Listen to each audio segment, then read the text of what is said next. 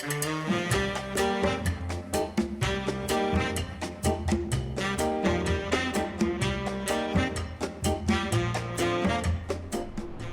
hello. We're at it again. This is another installment of our ongoing Mixology at Home series here from Alley 26 in Durham, North Carolina. I'm Shannon Healy, and today I'm going to be making you a Scofflaw. It's a classic. The Scofflaw, the term, comes from a contest the Boston Herald held in 1924. They wanted a new word to define a lawless drinker of illegal booze or illegally obtained liquor, because Prohibition was going on, and not one but two people coined the term Scofflaw, which is there's people scoffing at the law. Immediately upon this invention, a drink was born. Just the same way the 3-mile limit and the 12-mile limit were immediately turned into drinks. The Scofflaw immediately had a drink to follow it. Now this is a rye whiskey cocktail with lemon juice, pomegranate grenadine, dry vermouth, and some bitters. We're going to start with the bitters because we like to build from the smallest ingredients first. I'm using Regan's Orange. There are a number of good orange bitters on the market. I like Regan's.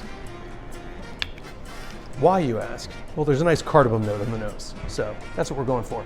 So there's that. Then I like to use the sticky part next. So we're going to put ½ ounce of our pomegranate grenadine, like all of our syrups. Tilt it over or give it a quick shake because it's made with real stuff, so some separation can occur.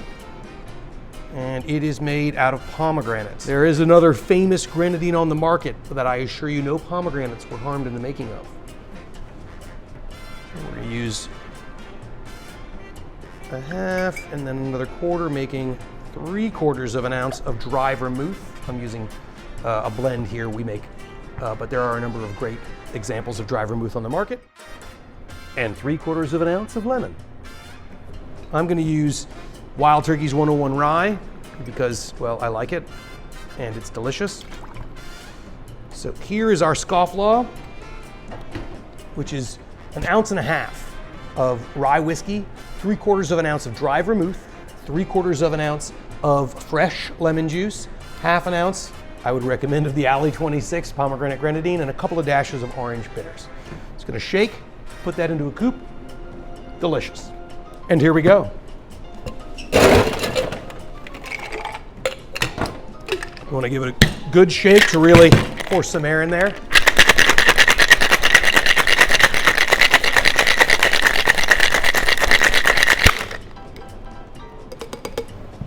I'm going to go ahead and Hawthorne strain and fine mesh strain. You can see how fluffy that drink is.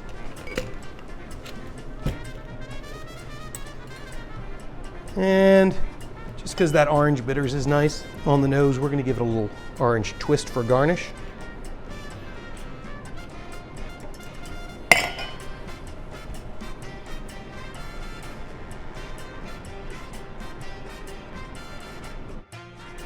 Pretty like that.